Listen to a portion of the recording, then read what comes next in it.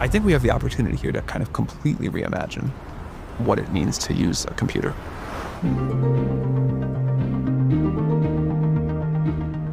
Sam is a rare visionary. He shoulders incredible responsibility, but his curiosity, his humility remain utterly inspiring. Jony is the deepest thinker of anyone I've ever met. What that leads him to be able to come up with is unmatched.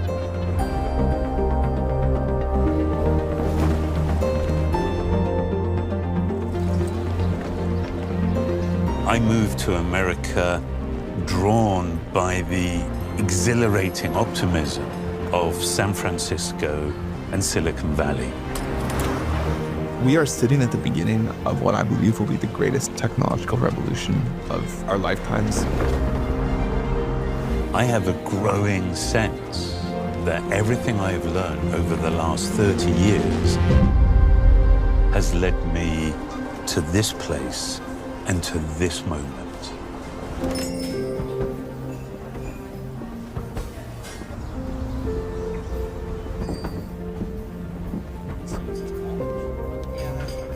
Morning, John. Hey, Sam. Good, how you doing? Good.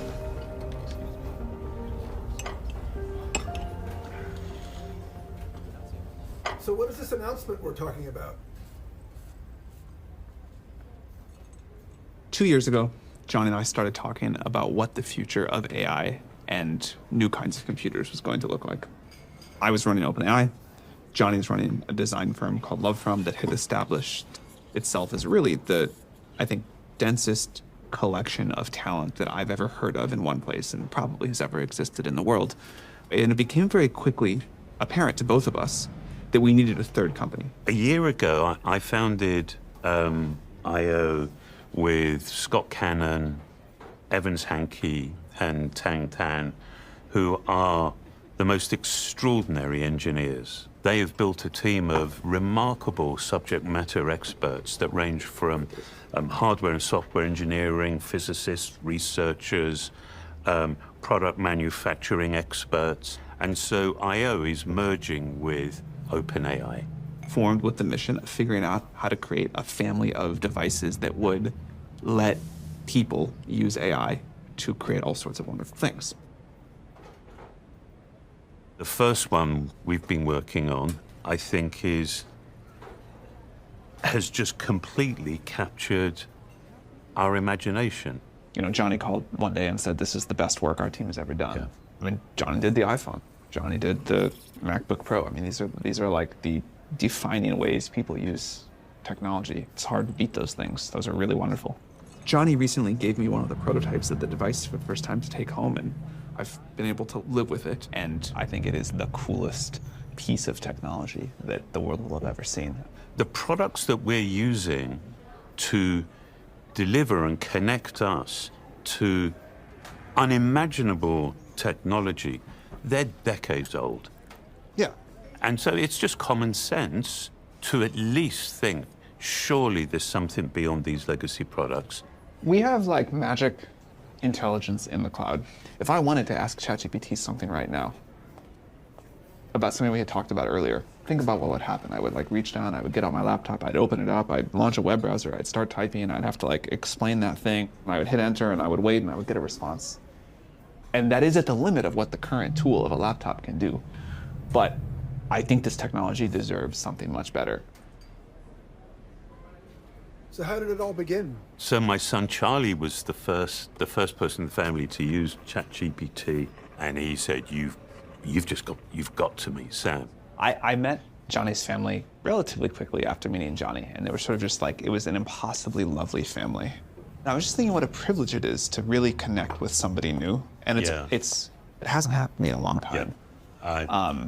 And the reason I think that it happened is we had both a very strong shared vision. We maybe didn't know exactly where we were going to go, but like the direction of the force vector felt clear.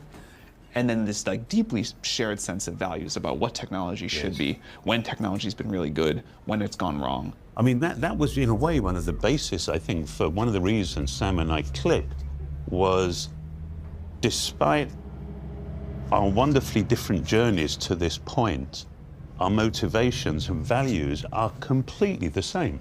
In my experience, if you're trying to have a sense of where you are going to end up, you shouldn't look at the technology, you should look at the people who are making the decisions. And you should look at what drives, motivates, and look at values. San Francisco has been like a mythical place in American history, and maybe in world history in some sense. It is the city that I most associate with the sort of leading edge of culture and technology. This city has enabled and been the place of the creation of so much. The fact that all of those things happen in the Bay Area and not anywhere else on this gigantic planet we live on, I think is really not an accident. There's a lot of like weird, quirky details about geography that I think matter, that the way the city is set up. You know, I mean, the absurd hills, why you would choose to actually put so much energy into building on this topography is insane. I think there's something about San Francisco. You don't get to pick and choose freedom. Either you have, like, you let creative freedom be expressed in all of its weirdness, or you don't. I feel I owe this city such an enormous debt of gratitude. I want this to be democratized. I want everybody to have it. I don't want it to be the tiny percentage of the population that figures out how to use bad tools and is really smart. I want anybody to say, hey, I have this idea, make it happen. The responsibility that Sam bears is honestly is beyond my comprehension. I have a sense of some of it. But I see him, and I have seen him over the last 2 years, shoulder that responsibility, I mean, late into the night. But what really struck me is what he's worrying about is not himself, and it's not his company. What I see you worrying about are other people, are about customers, about society, about culture. And to me, that tells me everything I want to know about someone. You talk to people who use our latest model and say this is like genius level in every field, and you just have to put in the work to like pull it all together. But if you have a hard problem, you can have this like team of geniuses in all of their different disciplines, and they report, I'm 2 or 3 times more productive as a scientist than I was before.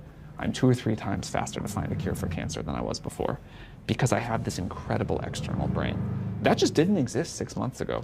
I think this will be one of these moments of just an absolute embarrassment of riches of what people go create for collective society. I am absolutely certain that we are literally on the brink of a new generation of technology that can make us our better selves.